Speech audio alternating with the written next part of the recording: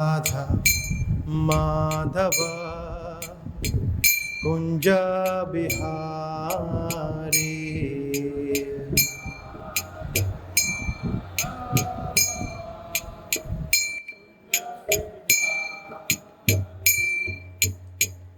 गोपी जनवल्लभ गिरिवरधारी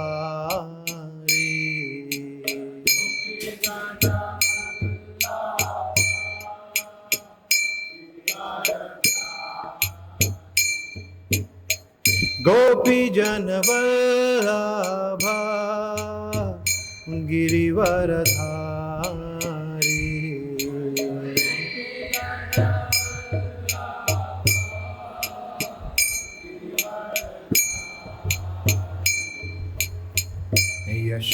यशोदनंदन व्रज जनरंजन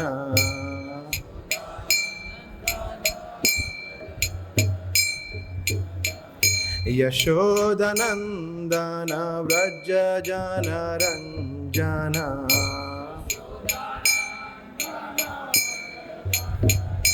यमुना तीरा वनचारी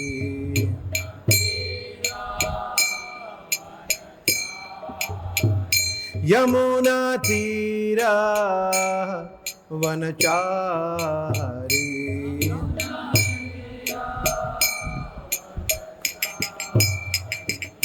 जय राधा माधव कुंज बिहारी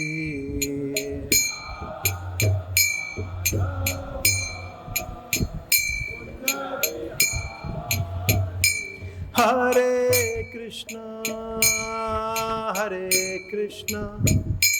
कृष्णा कृष्णा हरे हरे हरे राम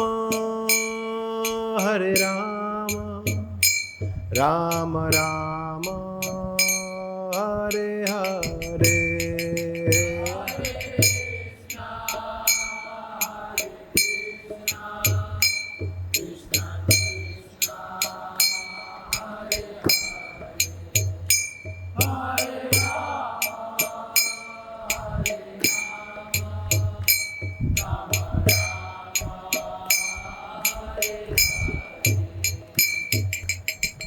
हरे कृष्णा कृष्णा कृष्णा हरे हरे हरे राम राम राम हरे हरे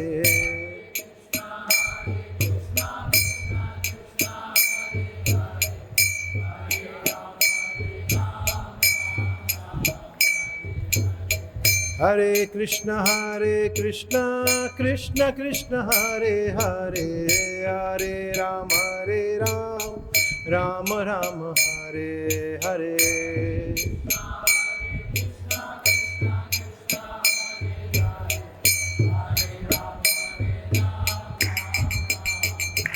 हरे कृष्णा कृष्णा कृष्णा हरे हरे हरे राम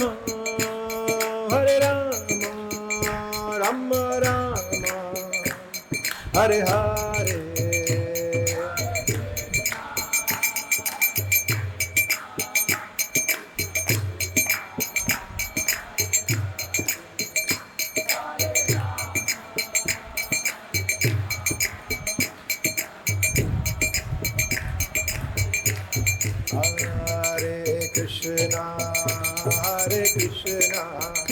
कृष्णा कृष्णा हरे हरे हरे राम राम राम हरे हरे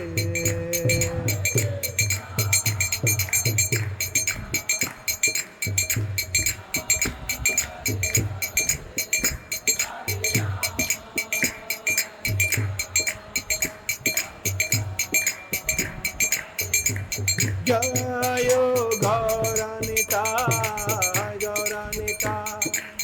गौरानिताय गौरानिताय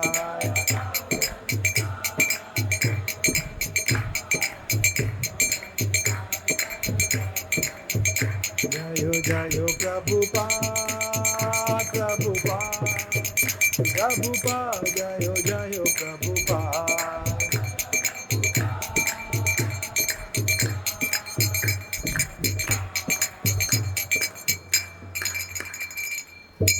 नाम संकीर्तन यज्ञ की जय।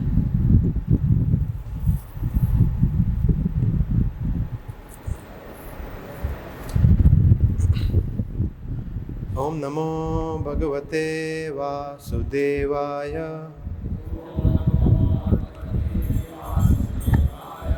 ओम नमो भगवते वासुदेवाय।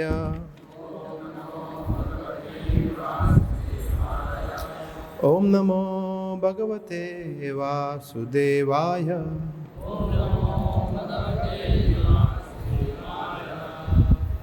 हरे कृष्णा। हम लोग पढ़ रहे हैं श्रीमद् भागवतम अध्याय स्कंद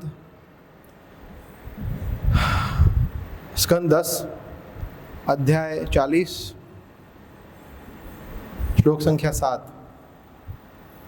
इसका शीर्षक, इस अध्याय का शीर्षक है अक्रूर द्वारा स्तुति।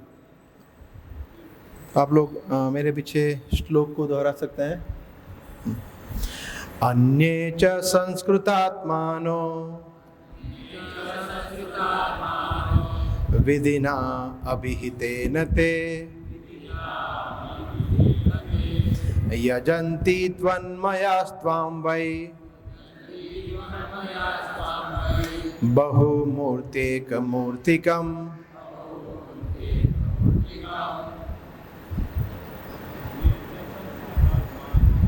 अन्ये च संस्कृतात्मानो विधिना अभिहितेन ते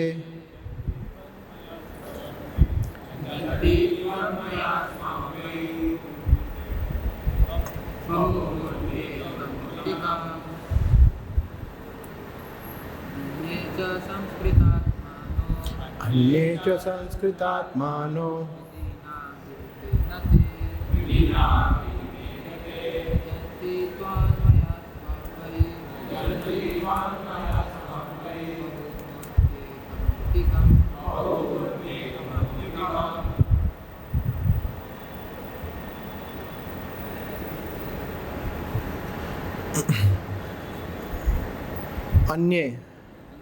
अन्य लोग च तथा संस्कृत शुद्ध किए हुए आत्मानः जिनकी बुद्धि विधिना पंचरात्र जैसे शास्त्रों के आदेशों से अभिहितेन प्रस्तुत किए गए ते आपके द्वारा यजंती पूजा करते हैं त्वत्मयाः आपके विचार से पूरित त्वाम आपको वही निसंदेह बहुमूर्ति अनेक रूपों वाले एक मूर्तिकम एक स्वरूप वाला। अनुवाद और तात्पर्य हिज डिवाइन ग्रेस AC भक्ति वेदांत स्वामी श्री प्रभुपाद के शिष्य द्वारा। और अन्य लोग जिनकी बुद्धि शुद्ध है वे आपके द्वारा निर्धारित किए गए वैष्णव शास्त्रों के आदेशों का पालन करते हैं। वे आपके चिंतन में अपने मन को लीन करके आपकी पूजा परमेश्वर रूप में करते हैं जो अनेक रूपों में प्रकट होता है। तात्पर्य, यहाँ संस्कृत आत्मानः वे जिनकी बुद्धि शुद्ध है शब्द महत्वपूर्ण है। इसका अर्थ यह हुआ कि इसके पूर्व जिन पूजकों का उल्लेख हुआ है उनकी बुद्धि भौतिक कल्मश से पूर्णतया शुद्ध नहीं हुई है, अतः वे श्री भगवान की अप्रत्यक्ष पूजा करते हैं। किंतु जो शुद्ध है वे पूर्ण पुरुषोत्तम भगवान की प्रत्यक्ष पूजा या तो भगवान श्री कृष्ण के रूप में या उनके विविध स्वांश रूपों यथा वासुदेव, संकर्षण, प्रद्युम्न या अनिरुद्ध के रूप में करते हैं, जैसा कि यहाँ इंगित किया गया है। ओम ज्ञानतिमिरान्धस्य ज्ञानाञ्जनशलाकया चक्षुरुन्मीलितं येन तस्मै श्रीगुरुवे नमः। श्रीचैतन्यमनोभीष्टं स्थापितं येन भूतले स्वयं रूपा कदा मह्यं ददाति स्वपदान्तिकं। वन्देऽहं श्रीगुरो श्रीयुतापदकमलं श्रीगुरून् वैष्णवांश्च श्रीरूपं साग्रजातं सहगण रघुनाथान्वितं त्वं सजीवं साद्वैतं सावधूतं परिजनसहितं कृष्णचैतन्यदेवं श्रीराधा कृष्णपादान् सहगण ललिता श्रीविशाखान्वितांश्च हे कृष्णा करुण सिंधो दीनबंधो जगत्पते गोपेश गोपिका कांत राधा कांत नमोस्तुते तप्त कांचन गौरांगी राधे वृंदावनेश्वरी वृषभानुसुते देवी प्रणमामि हरिप्रिये वाञ्छाकल्पतरुभ्यश्च कृपा सिन्धुभ्य एव च पतितानां पावनेभ्यो वैष्णवेभ्यो नमो नमः। श्रीकृष्ण चैतन्य प्रभु नित्यानंद श्री अद्वैत गदाधर श्रीवास आदि गौर भक्तवृंद हरे कृष्णा कृष्णा कृष्णा हरे हरे हरे राम राम राम हरे हरे। हरे कृष्णा। ये बहुत ही सुंदर अध्याय है, अध्याय स्कंद 10 का। तो इसके पूर्व जो चैप्टर है जिसका शीर्षक है अक्रूर द्वारा दर्शन, और उसके पूर्व है वो है केशी व्योम असुरों का वध। जो केशी और व्योम असुरों का वध हो गया उसके बाद कंस, जैसे हम काफ़ी हफ्तों से सुनते आ रहे हैं, अक्रूर जी वृंदावन में जाते हैं और वहाँ पे भगवान का दर्शन करते हैं। पहले दर्शन के ऊपर चिंतन करते हैं, फिर फाइनली दर्शन करते हैं, और उसके बाद गोपियाँ उनको रोकती भी है, रोकने का प्रयास करती है, और फिर सब असफल हो जाता है और फाइनली अल्टीमेटली वो ले जा रहे हैं। तो ये कंटेक्स्ट है, अक्रूर जी भगवान को ले जा रहे हैं। तो ले जाने के पूर्व जब वो रास्ते में जा रहे थे तो वृंदावन से मथुरा ज़्यादा डिस्टेंस नहीं है, बहुत नज़दीक है ना, फ्यू किलोमीटर्स ओनली। परंतु उस बीच में वो रथ को रोकते हैं। वैसे अगर आप वृंदावन से मथुरा हम जाते हैं तो हम बीच में रुकते नहीं हैं कहीं भी, मगर वो स्पेशली रोकते हैं। तो वो यमुना स्नान करते हैं। तो आगे हमने पढ़ा कि वो यमुना स्नान करते हैं। जब वो स्नान करते हैं तो उनको कुछ विशेष चीज़ दिखती है। तो कृष्ण बलराम को बोलते हैं कि आप रथ पे बैठिए, मैं स्नान करके आता हूँ, क्योंकि वो मॉर्निंग रिचुअल्स होती है। तो वहाँ पे जाते हैं तो वहाँ पे भी उनको कृष्ण बलराम दिखते हैं। तो सोच रहे हैं कि मैं थोड़ा भ्रमित हो गया हूँ, क्योंकि मैं बहुत कृष्ण के बलराम के बारे में सोच रहा हूँ, इसलिए मुझे हर जगह वही दिख रहा है। तो वापस बाहर निकलते हैं और रथ के देखते हैं तो वहाँ पे तो कृष्ण बलराम ऑलरेडी होते हैं। तो बोल रहे मुझे यहाँ पे कैसे दिख रहे हैं। वापस एंटर करते हैं नदी में। तो वहाँ पे जब सेकंड टाइम एंटर करते हैं तो उनको अनंत शेष दिखते हैं, भगवान अनंत शेष दिखते हैं, और वहाँ पे भगवान नारायण भी दिखते हैं। तो जो अनंत शेष के ऊपर विराजमान है इस तरह से। तो जब इस तरह से वो दर्शन करते हैं भगवान के, तो उनकी आंखों से अश्रुधारा बहने लगती है, उनमें भाव के सभी लक्षण प्रकट होते हैं, और फिर ये स्तुति करते हैं। जो ये पूरा चैप्टर है, और इसीलिए ये स्तुति इतनी ग्लोरियस है कि स्तुति के लिए या प्रेयर्स के लिए हमारे आचार्य है अक्रूर जी। हालांकि भागवतम में अनेक स्तुतियाँ हैं और हर एक स्तुति अपने आप में विशेष है ना। कभी कभी हम लोग कुछ भक्तों को बोलते हैं कि नरसिंह चतुर्दशी इज़ द बिगेस्ट फेस्टिवल। फिर कोई नया भक्त बोला अभी Janmashtami is the biggest festival. फिर जब गौर पूर्णिमा बोलता गौर पूर्णिमा सबसे बड़ा है, बिकॉज चैतन्य महाप्रभु कलयुग के भगवान है। तो ऐसे करके भगवान भक्त लोग जो होते हैं हर एक अवसर ढूंढते हैं भगवान ग्लोरीफाई करने के लिए। उसी तरह से सभी स्तुतियाँ श्रेष्ठ हैं, परंतु अक्रूर जी की स्तुति विशेष है, इसलिए ये चैप्टर बहुत ही सुंदर है। तो इसमें अब तक हमने देखा, तो पहले क्या करते हैं वो, पहले स्तुति जो करते हैं टेक्स्ट 1 2 3 4, टेक्स्ट 1 2 3, उसमें वो भगवान के प्रणाम करते हैं भगवान को, और फिर स्तुति करना आरंभ करते हैं। उसमें वो बताते हैं कि भगवान कितने महान हैं और उनकी शक्ति, उनकी मटेरियल क्रिएशन, मटेरियल मैनिफेस्टेशन जो है, भौतिक अभिव्यक्ति, उनके बारे में गुणगान करते हैं। और फिर वो बताते हैं कि ब्रह्मा जी, साक्षात ब्रह्मा जी भी भगवान को समझ नहीं पाते हैं, तो फिर हम कौन हैं।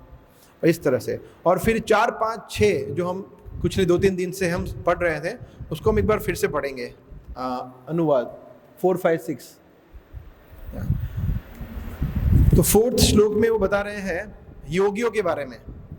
शुद्ध योगी जन आपकी, मतलब अलग अलग प्रकार के व्यक्ति किस तरह से आपकी पूजा करते हैं वो बता रहे हैं। शुद्ध योगी जन आपकी अर्थात पूर्ण पुरुषोत्तम परमेश्वर की 3 रूपों से अनुभूति करते हुए पूजा करते हैं। ये 3 है जीव, भौतिक तत्व जिनसे जीवों के शरीर बने हैं, तथा इन तत्वों के नियंत्रक देवता अधिदेव। जो अर्जुन भी प्रश्न पूछते हैं ना कि अधिदेव कौन है, उस तरह से। तो ये योगियों के बारे में है। फिर आगे बता रहे हैं ब्राह्मणों के बारे में। 3 पवित्र अग्नियों से संबंधित नियमों का पालन करने वाले ब्राह्मण तीनों वेदों से मंत्रोच्चार करके तथा अनेक रूपों और नामों वाले विविध देवताओं के लिए व्यापक अग्नि यज्ञ करके पूजा करते हैं। तो ये 2nd कैटेगरी आई। और 3rd कैटेगरी है ज्ञानी, जो हमने कल सुना था, इस ग्रेस हरेश गोविंद प्रभु जो बताए थे। आध्यात्मिक ज्ञान की खोज में कुछ सारे लोग भौतिक कार्यों का परित्याग कर देते हैं और इस प्रकार शांत होकर समस्त ज्ञान के आदि रूप आपकी पूजा करने हेतु ज्ञान यज्ञ करते हैं। तो अगर हम इसको एनालाइज करें तो फर्स्ट 4th श्लोक में किसके बारे में बता रहे हैं? योगियों के बारे में। और 6ठे श्लोक में बता रहे हैं ज्ञानियों के बारे में, जो ज्ञानी है वो। और जो बीच में है जो कर्मकांडी ब्राह्मण है, तो इसको हम इस तरह से कर्मकांड। तो कर्मी, ज्ञानी और योगी तीनों के बारे में बता रहे हैं। उसके बाद अभी बता रहे हैं भक्त के बारे में। अभी यहाँ बता रहे हैं अन्य अन्य अन्य मतलब और भी जो है इसके अलावा उनके। ये बहुत महत्वपूर्ण है कि आगे वाले, और इसीलिए अगर आप देखें तात्पर्य में बता रहे हैं इसके पूर्व जिन पूजकों का उल्लेख हुआ है, मतलब ये 3 ज्ञानी, कर्मी, योगी, उनकी बुद्धि भौतिक कल्मश से पूर्णतया शुद्ध नहीं है। They are not completely pure. उनकी बुद्धि पूर्णतः शुद्ध नहीं है, इसलिए वो भगवान को इनडायरेक्टली पूजा करते हैं या अप्रत्यक्ष रूप से पूजा करते हैं, इस तरह से। परंतु यहाँ पे भक्तों की बात हो रही है ना। तो यहाँ पे हम देखते हैं, अगर श्लोक देखेंगे तो संस्कृत उसको हम 4 भागों में विभाजित कर सकते हैं। We can divide into 4 different parts. First है संस्कृत आत्मानो। Second part is विधिना अभिहितेन ते। Third is यजंती त्वन्मयास्त्वाम। और 4th is बहुमूर्तेक मूर्तिकम। तो इसको हम थोड़ा समझने का प्रयास करेंगे। तो प्रभुपाद यहाँ बता रहे हैं संस्कृत आत्मनो। आत्मनो शब्द का अर्थ यहाँ पे क्या बताया है? बुद्धि। आत्मा का अर्थ क्या होता है? जनरली आत्मा का अर्थ आत्मा होता है, परंतु संस्कृत में अनेक अर्थ होते हैं। ऐसे ही सिमिलरली अगर आप देखेंगे 6ठे अध्याय में गीता के, आत्मा शब्द का एक और अर्थ क्या है? मन, है ना। उद्धरेत आत्मन आत्मानम आत्मानम अवसादेत। तो आत्मा का अर्थ, आत्मा सोल भी है, मन भी है, बुद्धि भी है। जिस कंटेक्स्ट में यूज हुआ है उस कंटेक्स्ट से उसको हमें लेना चाहिए, ऐसा, राइट। सो यहाँ पे बताया गया है संस्कृत। संस्कृत का मतलब यहाँ बताया गया है शुद्ध, 100% प्योर संस्कृत। और इसीलिए संस्कृत भाषा भी ऐसी है, completely cultured, very nice, pure, शुद्ध। तो संस्कृत आत्मना, जिसकी बुद्धि शुद्ध हुई है। तो बुद्धि शुद्ध होना ये इतना सहज नहीं है, अनेक अनेक जन्म लग जाते हैं। कृष्ण कहते हैं 7 चैप्टर में बहुनाम जन्मनाम अंते, फेमस श्लोक है, ज्ञानवान माम प्रपद्यते। तो जैसे आप लोग हैं जिन लोगों ने आश्रम ज्वाइन किया है, जिन लोगों ने अपने जीवन को समर्पित किया है भगवान के चरणों में, तो कई कई जन्मों के बाद यह अवसर मिलता है भगवान को पूर्णतः शरणागत होने का। तो जो लोग भगवान के पूर्णतः शरणागत हो, उनकी बुद्धि ऑलरेडी शुद्ध हो चुकी है। ऑफ कोर्स और भी शुद्ध होती है, बट इतना शुद्ध तो है कि वो उसको समझते हैं कि किसकी शरण में जाना चाहिए। जैसे ये 4 कैटेगरी बताई है, कर्मी, ज्ञानी, योगी और भक्त। तो उनको पता है कि कर्मी, ज्ञानी और योगी कैटेगरी में हमें नहीं जाना है। They are only devotees, they are only interested in devotional life.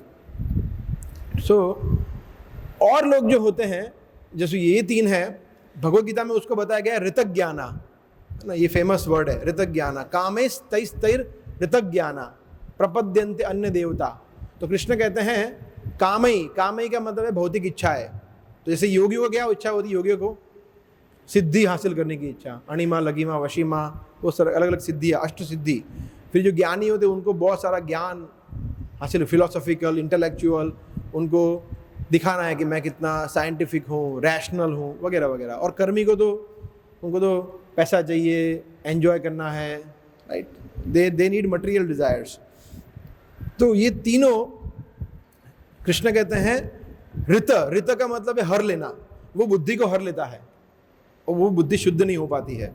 मगर परंतु क्योंकि आगे जो 3 कैटेगरी बताई है उसमें क्या होता है कि कहीं ना कहीं कुछ ना कुछ तो इच्छा है। जैसे कर्मी है वो सबसे लोएस्ट कैटेगरी है, उसके ऊपर ज्ञानी, योगी, तो वो धीरे धीरे उनको मटेरियल डिजायर्स नहीं है, मटेरियल डिजायर्स है परंतु लो कैटेगरी की नहीं है, जैसे इंद्रियों की इच्छा नहीं है ना। ज्ञानी है वो एक अलग लेवल पे चलता है, योगी है वो दूसरा अलग लेवल पे चलता है, मेंटल लेवल पे, इंटेलेक्चुअल लेवल पर, इस तरह से। सो यहाँ पे बताया गया है संस्कृत आत्मानो, मतलब बुद्धि शुद्ध हुई है। और फिर बताया गया है, यहाँ बताया गया है, ट्रांसलेशन अगर आप देखेंगे तो बताया गया है क्योंकि वो लोग आपके द्वारा निर्धारित किए गए वैष्णव शास्त्रों के आदेशों का पालन करते हैं, इसलिए बुद्धि शुद्ध होती है। स्क्रिप्चर्स, जब हम शास्त्रों को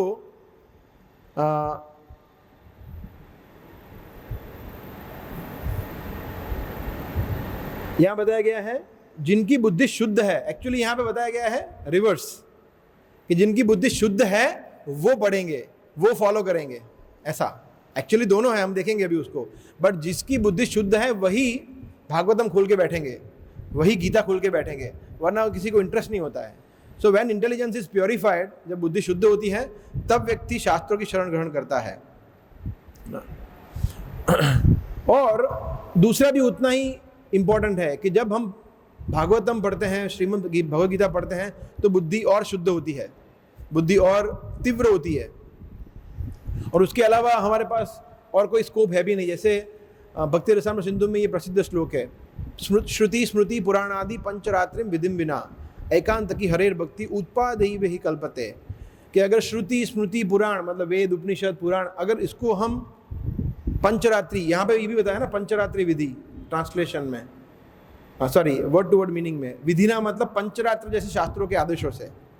तो अगर इस तरह का जो विधि है उसको हम फॉलो नहीं करेंगे और एकांत की हरेर भक्ति, और अगर हम बोलेंगे कि हम तो अकेले में भक्ति करेंगे, पढ़ने की जरूरत नहीं है, भक्तों का संग, तो उत्पाद, देन इट क्रिएट कैओस, उत्पाद मचाता है। कृष्ण भी बताते हैं 16वें अध्याय में, कृष्ण कहते हैं यह शास्त्र विधि मुत्सृज्य वर्तते कामकारत न स सिद्धिम अवाप्नोति न सुखम न पराम गतिम। जो व्यक्ति शास्त्र की विधि को, शास्त्रों को त्याग करता है, उत्सृज्य त्याग कर देता है, उसको सिद्धि नहीं मिलती है, सुख नहीं मिलता है, परम गति भी नहीं मिलती, कुछ नहीं मिलता है। इसलिए शास्त्र को फॉलो करना बहुत ज़रूरी है। तो that is very important, right. और जब हम शास्त्र को पढ़ते हैं, उसको पढ़ना मतलब ऐसा नहीं है कि हम, जैसे हम छोटे थे चाचा चौधरी पढ़ते थे, सफारी पढ़ते थे, ऐसे सब मैगजीन्स पढ़ते थे ना, तो उसमें कैसे पढ़ते थे हम, हाँ मज़ा आ रहा है, स्टोरी अच्छी है, वेरी गुड, पूतना गई, अभी कौन गया, ये गया, ये गया। तो ऐसे नहीं पढ़ते हम पढ़ते हैं भले ही हमारी दृष्टि से लगे कि ये बहुत ही कैजुअल है, इसमें कोई बड़ी बात नहीं है, मगर जो प्रभुपाद के तात्पर्य है, जब उसको पढ़ते हैं, वर्ड टू वर्ड मीनिंग पे कॉन्टेम्पलेट करते हैं, उसको दूसरे भक्तों ने कहीं कहीं आपने सुना है उससे कोऑर्डिनेट करते हैं, भगवद गीता से कोऑर्डिनेट करते हैं, कॉन्टेम्पलेट करते हैं, चिंतन करते हैं, नोट्स बनाते हैं, दैट इज स्टडिंग। तो एक होता है पढ़ाई करना भागवतम का, एक होता है अभ्यास करना। सो दोनों वर्ड अलग अलग है। तो इसलिए हम ऐसा नहीं बोलते कि भागवतम को पढ़ो, read read read, we say study Bhagavatam, study करना है हमें, पढ़ना नहीं है सिर्फ। सो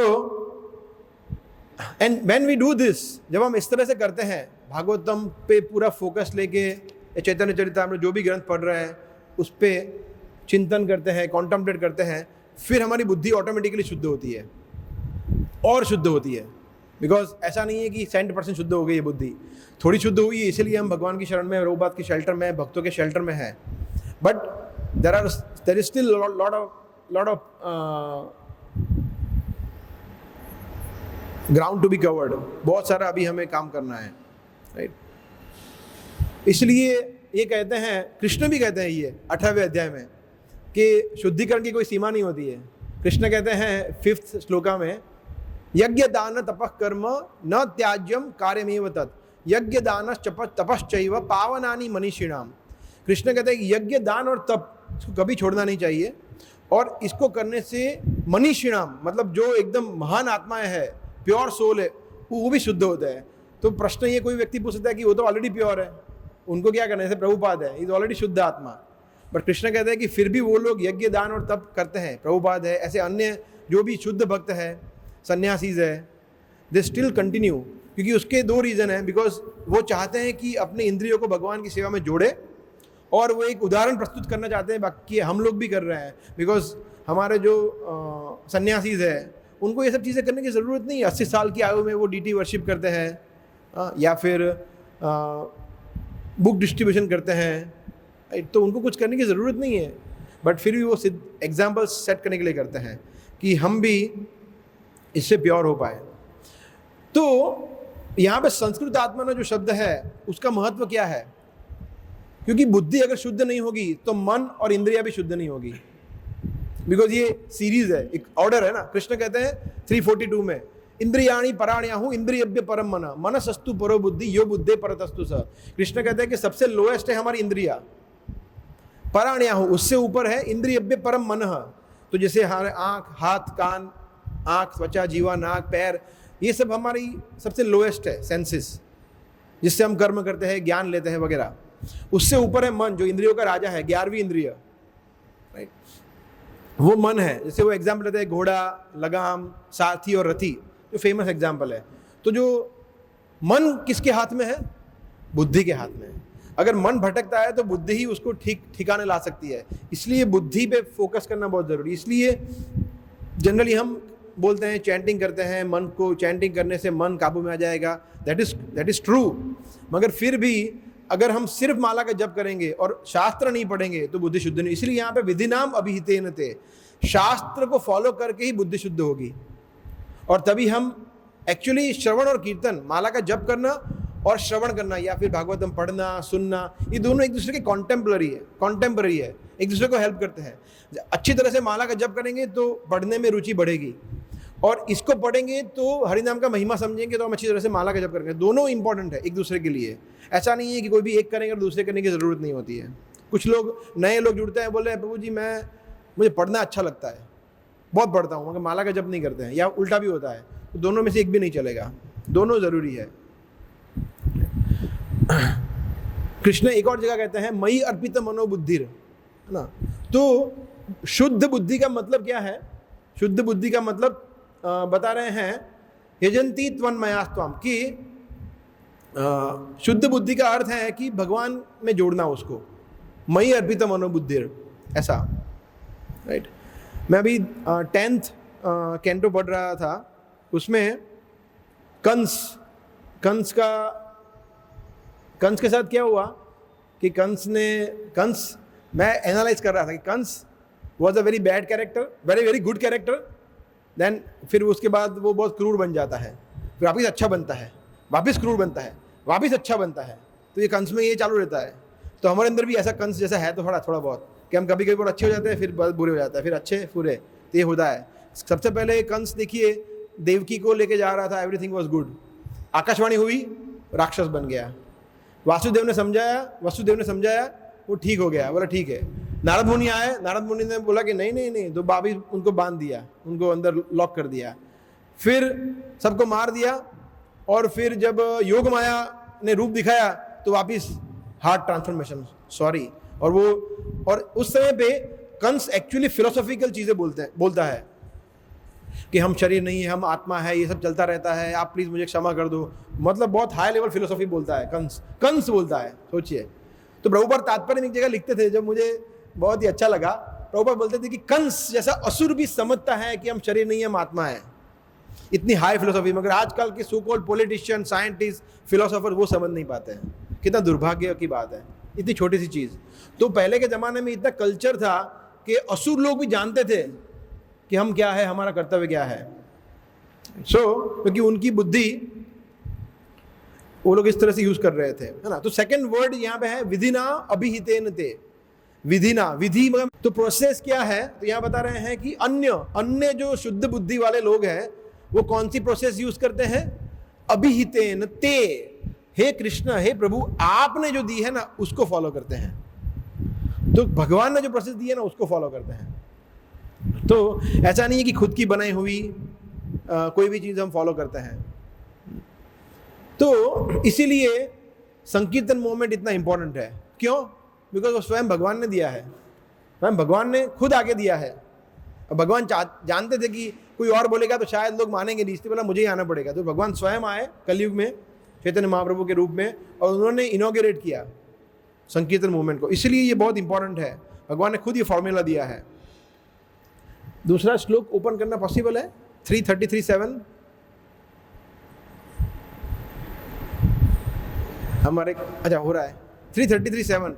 एक थर्ड कैंटो में एक बहुत सुंदर हरिनाम के ऊपर एक बहुत सुंदर श्लोक है जिसमें माता देवहूति बता रहे हैं कपिल मुनि को, जिसमें वो बता रहे अहो बतो श्वपचो अतो गरीयान यद जिह्वाग्रे वर्तते नाम तुभ्यम तेपुस तपस्ते जुहुवु सस्नुरार्या ब्रह्मानुचुर नाम गृणंति येते।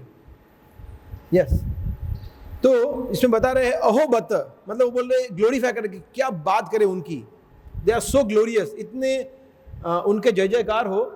श्वपचो, अगर वो श्व मतलब अगर वो कुत्ते को मार के खाने वाला चंडाल भी क्यों ना हो, फिर भी गरियान मतलब वो महान है। कब? जिनकी जिह्वा पे आपका नाम हो, हे कृष्ण, हे प्रभु, ऐसा। तो भगवान के नाम की महिमा यहां बता रहे हैं माता देवहूति, कितना महान है। इसलिए ये अभिहितान, ये विधि जो है सर्वश्रेष्ठ है। फिर क्या बता रहे हैं कि वो लोग कैसे हैं, वो लोग कैसे हैं, तेपुस तप, मतलब उन्होंने सब प्रकार की तपस्या कर ली है। जो भी तपस्या हिरण्यकश्यपु ने की थी, जो बड़े बड़े योगियों ने की है, वो सब उन्होंने कर लिया है ऑलरेडी। जो नाम का जप कर रहे हैं उन्होंने ऑलरेडी तपस्या कर ली है, मतलब वो बड़े से बड़े तपस्वी है। फिर जुहुवु का मतलब बड़े बड़े यज्ञ आदि भी उन्होंने कर लिए है, जो भी यज्ञ बड़े बड़े अश्वमेध यज्ञ, ये यज्ञ, वो सब कर लिया है ऑलरेडी, जो माला का जप कर रहे हैं, नाम का जप कर रहे हैं। फिर जुहु तेपुस तपस जुहु सस्नुर, सस्नुर का मतलब उन्होंने बड़ी बड़ी नदियों में स्नान कर लिया है ना। तो आप में से कितने लोग अभी वहां पे गए थे कुंभ में स्नान करने के लिए? कोई गया था? 2-3 लोग गए थे ना, बाकी सब लोगों ने स्नान किया हुआ ही है, चिंता मत करिए। वी ऑलरेडी, मतलब जो लोग भगवान का नाम जप कर रहे हैं ऑलरेडी उन्होंने सभी पवित्र नदियों में स्नान कर लिया है। आर्या, और जो सबसे कल्चर्ड लोग है आर्यन, उनसे भी ज्यादा कल्चर्ड है ये लोग। और ब्रह्मानुचु, ब्रह्मा अनुचु का मतलब उन्होंने सभी वेद, उपनिषद, पुराण सब कुछ पढ़ लिया है, एकदम परफेक्ट स्टडी कर लिया है।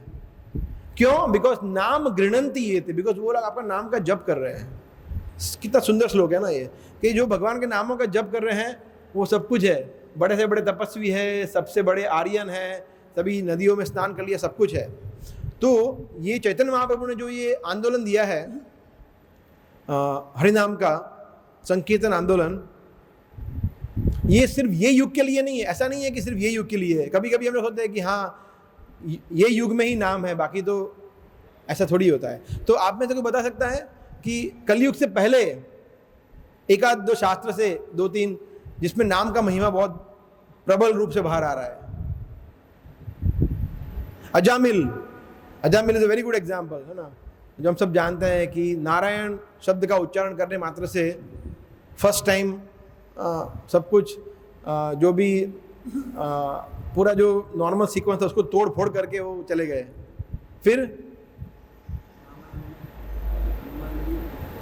रामायण में जो पत्थर में भगवान का नाम लिखते हैं, है ना, तो उससे पूरा समुद्र देव कुछ बोलते नहीं है।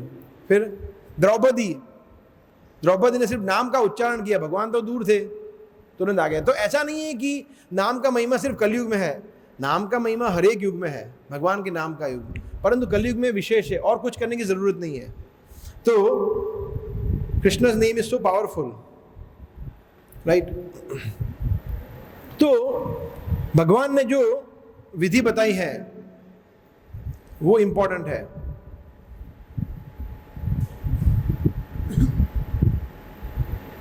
ये भागवतम में अजामिल भी मुझे याद है, जैसे जब अजामिल का पूरा किस्सा हुआ, फिर विष्णुदूत और यमदूत के बीच में चर्चा हुई, फिर यमदूत कंप्लेन लेके गए बॉस के पास, यमराज के पास, बोले ये ऐसा कौन है ये विष्णुदूत, ये आके हमें तो लगा था आप ही भगवान है। मैं भगवान नहीं हूँ, और है, आप लोगों को बताने की जरूरत नहीं थी इसलिए बताया नहीं था, बट अभी सुनो। फिर उनको उपदेश देते हैं, 6ठे स्कंद में आता है ये, तो उसमें वो बताते हैं धर्मम तो साक्षात भगवत प्रणीतम। ये बहुत ही फेमस लोग है, प्रभुपाद अनेक बार कोट किया है कि धर्म जो है वो ऐसा नहीं कोई भी धर्म आप बना लो अपने हिसाब से, जो परम भगवान ने जो दिया है वो धर्म है। तो परम भगवान चैतन्य महाप्रभु ने जो धर्म दिया है, संकीर्तन कृष्ण ने भी दिया है, जप यज्ञानाम जप यज्ञोस्मि। तो संकीर्तन आंदोलन जो है वो वास्तविक धर्म है, भगवान कृष्ण की सेवा करनी, उनसे प्रेम करना, that is the real religion, धर्मम। और ये वास्तविक विधि है, विधि नाम अभिहितेन, बिकॉज वो अभिहितेन, स्वयं उन आप जो दे रहे हैं उसको फॉलो करना है, कृष्ण जो दे रहे हैं उसको फॉलो करना है हमें, ठीक है। तो कोई व्यक्ति ऐसा बोल सकता है कि मगर भगवान तो गीता में और चीज़ें भी बोल रहे हैं, कर्म योग है, राजयोग है, हठ योग है, ब्रह्म ज्योति भी है, सब कुछ है, तो और भी योग है, तो उसके भगवान बताए हैं। मगर भगवान ये बता रहे हैं कि ठीक है, जो लोग वहाँ तक पहुँच नहीं पाते हैं, जैसे हम देखते हैं कि एक बिल्डिंग होता है, यहाँ पीछे बिल्डिंग है प्रिविलॉन, है ना, 22-24 माले का बिल्डिंग है, वहाँ पे लिफ्ट तो है, मगर सिर्फ लिफ्ट होगा तो चलेगा, सीढ़ी भी चाहिए, है ना, क्योंकि कुछ लोग होंगे जो उसको लिफ्ट में जाना पसंद नहीं करेंगे, कोई भी रीज़न, लिफ्ट फोबिया होता है कुछ लोगों को, तो वो सीढ़ियों से जाते हैं धीरे धीरे। तो कुछ लोग होते हैं जो सीधा भक्ति में नहीं जुड़ते हैं, तो उनके लिए फिर कृष्ण कहते हैं अलग अलग स्टेप्स है, कर्म योग, ज्ञान योग, वो सब अलग अलग है। मगर कृष्ण स्वयं बोलते हैं योगी नाम अभी सर्वेशाम। सब कुछ बताने के बाद आप सोचिए, फर्स्ट 6 चैप्टर में सब कुछ बताने के बाद लास्ट श्लोक में कृष्ण बोल रहे हैं, एकदम अंत में बोल रहे हैं कि ये जो भी बताया अर्जुन मैंने वो सब सही है, परंतु उसमें सबसे बेस्ट तो भक्ति योगी ही है, ये मेरा मत है, समय युक्त तमो मतः। श्री गौर निताय की जय, श्री राधा गोविंद देव की जय। सो यहाँ पे भी ये बता रहे हैं कि भगवान आपकी विधि जो है वो कौन सी है, यजंती त्वन्मयास्त्वाम, जिसमें त्वन्मया आपके अंदर लीन हो जाता है भक्ति। मया मतलब भगवान के अंदर लीन हो जाना, बुद्धि को, मन को, इंद्रियों को भगवान की सेवा में 100% जोड़ देना, दैट इज मया। हम बोलते हैं ना कभी कभी कि ये तो, जैसे कोई होता है जिसको साइंस बहुत अच्छा लगता है कि ये तो पूरा विज्ञानमय हो गया है, पूरा दिन विज्ञान विज्ञान साइंस साइंस करता है, that is what it is. तो कृष्णमय ऐसा, तो ये मया शब्द का मतलब इस तरह से कि लीन हो जाना। यहाँ पे भी यही बताया ना, मया का अर्थ क्या बताया, आपके विचारों से पूरित, yes, so like that. So actually देखा जाए तो पूरा जो सिस्टम है, पूरा व्यवस्था है, उसी के लिए बनाया है। जो भी जैसे भगवान के दर्शन करना, भागवतम श्रवण, जो भी नवधा भक्ति है, जो भी आप विधि लीजिए, उसका मेन पर्पस तो क्या है कि भगवान के विषय में हम सोचें, स्मरण करें। जैसे आप सोचिए, इस तरह से हम इसको समझ सकते हैं गीता के माध्यम से कि गीता जो है वो सभी वेद, उपनिषद, पुराण, संहिता, इतिहास सबका सार है, उससे श्रेष्ठ कोई है ही नहीं। कृष्ण स्वयं कहते हैं वेदेषु सर्वैरहमेव वेद्य, कि वेदों सबसे, इसीलिए गीता को गीतोपनिषद कहते हैं। सभी उपनिषद में, पुराणों में श्रेष्ठ गीता है, ठीक है। फिर गीता में 18 अध्याय है, उसमें सबसे श्रेष्ठ क्या है, पहले 6 अध्याय, उसको 3 भाग में विभाजित कर सकते हैं, first 6 chapter 7 to 12 and 10 to 18। उसमें सबसे बेस्ट है बीच वाले 6 चैप्टर, बिकॉज वो भक्ति योग के ऊपर है। हालांकि 12वें अध्याय का टाइटल भक्ति योग है, परंतु चैप्टर 7 to 12 इज ऑल्सो भक्ति योग, क्योंकि उसमें भगवान कृष्ण के विषय में ही पूरा है, तो भगवान के विषय में मतलब वो भक्ति योगी है। और 6ठे अध्याय के अंत में भगवान ने बोल दिया कि ओके, अब से मैं भक्ति की बात करूंगा, तो फिर भगवान भक्ति के बारे में बता। फिर 13वें अध्याय से लेके भगवान और चीज़ें बता रहे, प्रकृति के बारे में, पुरुष के बारे में, चेतना के बारे में, वो सब चीज़ें। बट बीच वाले जो 6 चैप्टर सबसे मुख्य है, उसमें भी सबसे मुख्य जो मध्य में है वो चैप्टर 9 है। Chapter 9 is the best of the best of the best chapter of Bhagavad Gita. Most confident, इसीलिए इसका टाइटल क्या है, सर्वाधिक गुह्य ज्ञान, मोस्ट कॉन्फिडेंशियल नॉलेज। उसमें भी सबसे बेस्ट कौन सा है, लास्ट श्लोक है, मन मना भव मद्भक्तो मध्याजीवा नमस्कुरु, वो सबसे बेस्ट है। उसमें भी सबसे बेस्ट है मन मना, कि मेरे बारे में सोचो। मगर मन मना व्यक्ति डायरेक्ट नहीं करेगा, इसलिए पहले क्या करेगा, प्रणाम करेगा। सबसे लास्ट पहले प्रणाम करेगा, वाम नमस्कुरु, फिर मध्याजी करेगा, फिर धीरे धीरे भगवान की पूजा करेगा, फिर भक्त बनेगा, और भक्त बनने के बाद फिर कंप्लीटली कृष्ण के बारे में सोचेगा। सोचिए, ये तो that is the highest of all. What जो भी हम कर रहे हैं उसमें सबसे हाईएस्ट क्या है, भगवान की विषय में चिंतन करना, स्मरण करना। और ये कब हो पाएगा, जब हम विधिना अभिहितेन ते करेंगे। अक्रूर जी, जैसे अक्रूर जी स्वयं उदाहरण है किस तरह से हमेशा भगवान के विषयों में लीन थे। जैसे इसके पहले वाले चैप्टर में हमने देखा गोपिया, तो इस 2-3 चैप्टर में भी हम देख लेते हैं। चैप्टर 10 में अनेक अध्याय है जिसमें हम देखते हैं कि गोपियों के बारे में, ब्रजवासियों के बारे में, नंद महाराज, यशोदा, अक्रूर जी किस तरह से हमेशा कृष्ण के विषय में सोचते हैं। तो ये हमारा एक्चुअली गोल होना चाहिए कि हम कुछ भी करें, हमारा मन, हृदय कृष्ण के विषय में हम सोचे, चिंतन करें। एक बार प्रभुपाद ने एक पत्र लिखा था हिज होलीनेस तमाकृष्ण महाराज को 1970 में। तो उसमें उन्होंने एक चीज़ लिखी थी जो बहुत लंबा लेटर था। उसमें से एक चीज़ लिखी थी क्योंकि वो उनके पूर्व जन्म के बारे में पूछ रहे थे। ये प्रसिद्ध लेटर है, आप में शायद किसी ने पढ़ा होगा। वो पूछ रहे थे उनके पूर्व जन्म के बारे में, प्रभुपाद के पूर्व जन्म के बारे में। फिर प्रभुपाद ने बताया, फिर लास्ट में बता रहे थे प्रभुपाद कि जब तक इस जन्म का सवाल है, so far my this life is concern, ऐसा एक भी क्षण मुझे याद नहीं है जहां मैं कृष्ण को भूल गया हूं, उसमें भूला हुआ हूं। I don't remember any moment of my life where I was forgetful of Krishna. Very powerful. तो ये हमारे आचार्य है जो हमें सिखाते हैं उनके माध्यम से। जैसे नारद मुनि 7th कैंटो में अगर आप देखें, जो शुरुआत होती है, शिशुपाल रासु यज्ञ करते हैं युधिष्ठिर महाराज, फिर शिशुपाल का वध होता है, फिर सब देखते शिशुपाल में से कुछ निकला, भगवान के अंदर चला गया, बोले ये कैसे हुआ। फिर वो प्रश्न पूछते हैं और फिर वहाँ से पूरा शुरू होता है स्टोरी, भगवान जो जय विजय का स्टोरी, हिरण्याक्ष, हिरण्यकशिपु। तो नारद मुनि बहुत सुंदर चीज़ बताते हैं कि जो शिशुपाल है ना युधिष्ठिर, इसको तुम ऑर्डिनरी मत समझो। Shishupal is the best of the best of the best person. क्यों? बिकॉज वो सेंट पर्सन कृष्ण के बारे में सोच रहा था। तो ये जो भक्त होते हैं उनसे भी महान है, ऐसा बोल रहे नारद मुनि। Shishupal is greater than devotees, more than devotees. तो ये नारद मुनि की विनम्रता है कि वो अपने से उनको महान बता रहे शिशुपाल को। और फिर तात्पर्य में प्रभुपाद बता रहे हैं उसमें कि ऐसा नहीं है कि शिशुपाल भक्तों से महान है इसलिए हम भी भगवान की शत्रुता बना ले, ऐसा नहीं।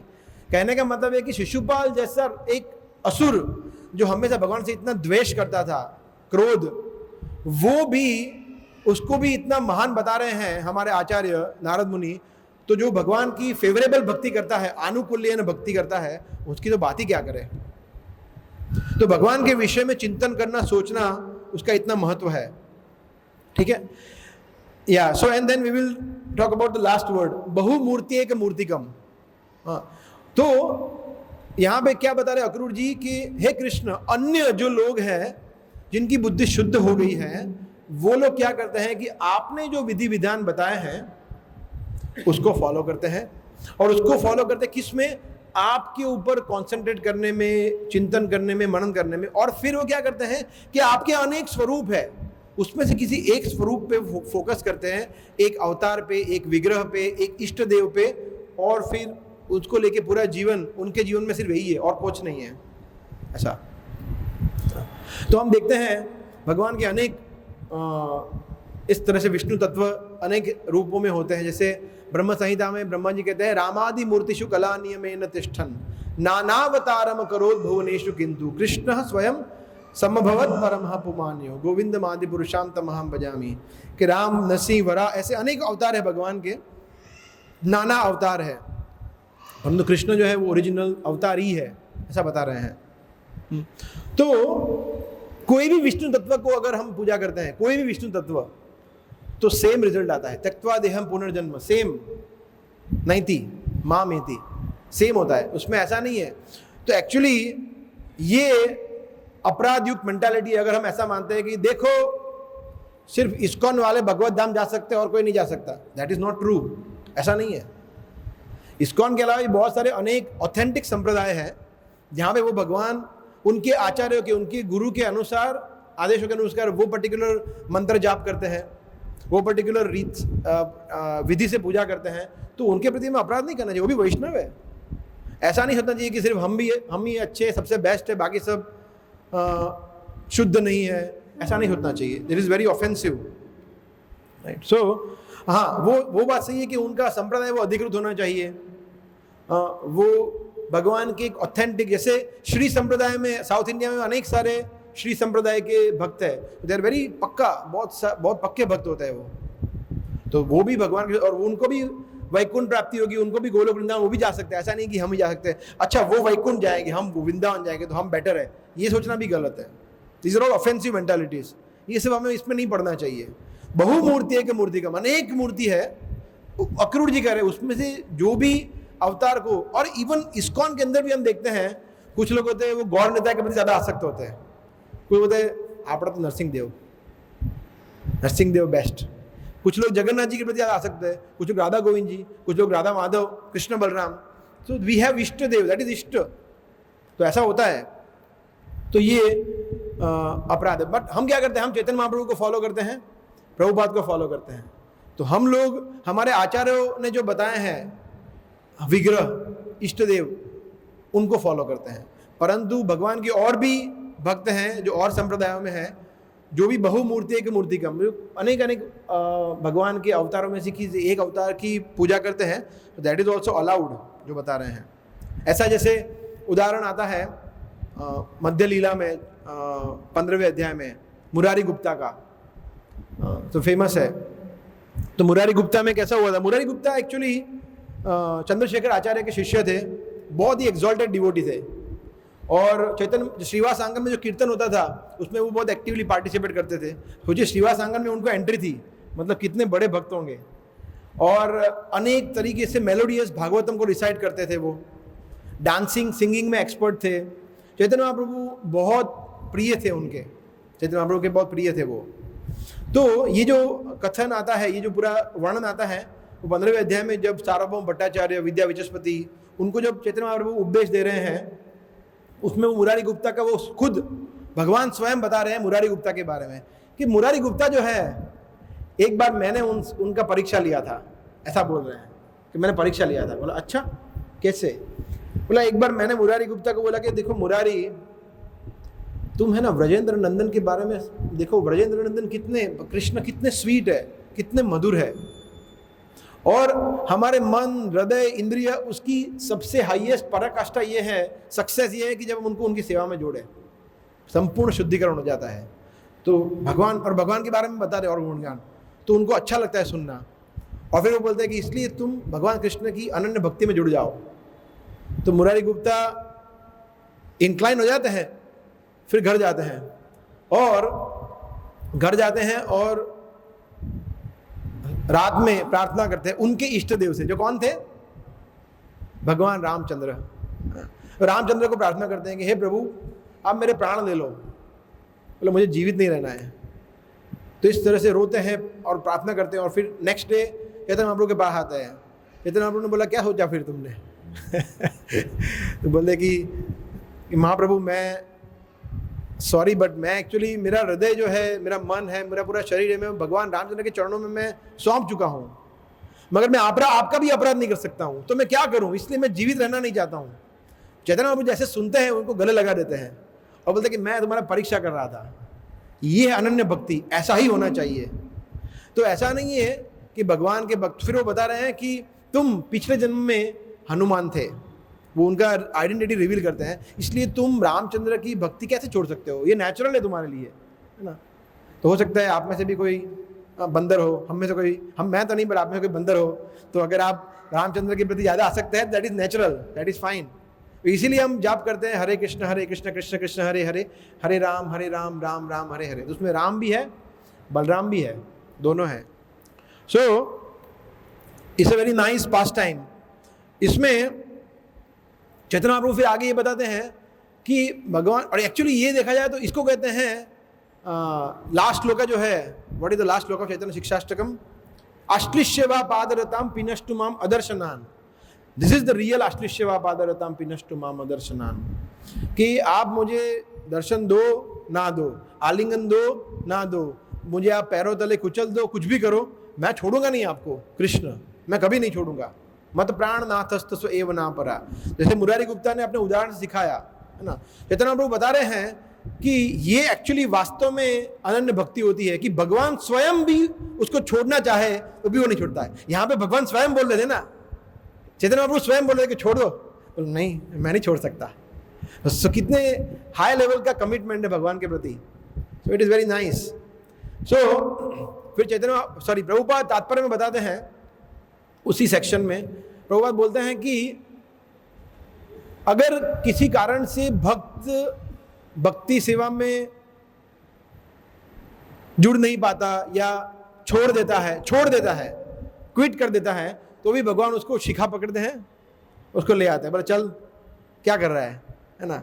तो ये आप में से किसी लोगों का, काफ़ी बच्चों का अनुभव है कि जब हम भगवान की सेवा में जुड़ते हैं तो भगवान कई बार हमें बुरी संगति से बचाते हैं, हमें पतन से बचाते हैं, फॉल से बचाते हैं, फॉल डाउन से बचाते हैं।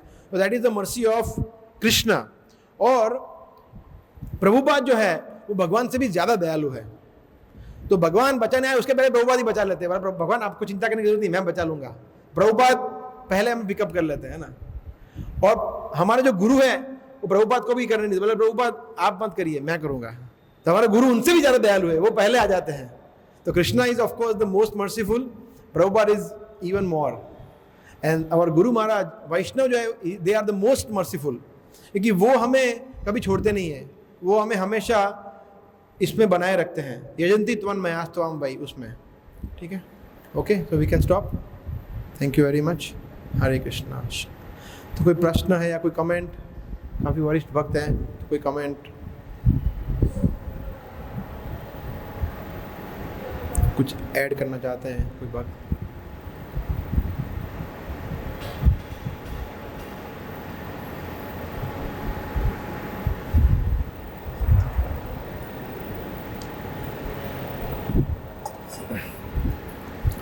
Okay, so we can stop. Thank you very much. Hare Krishna. ग्रंथ राज श्रीमद् भागवतम की जय, श्री प्रभुपाद की जय।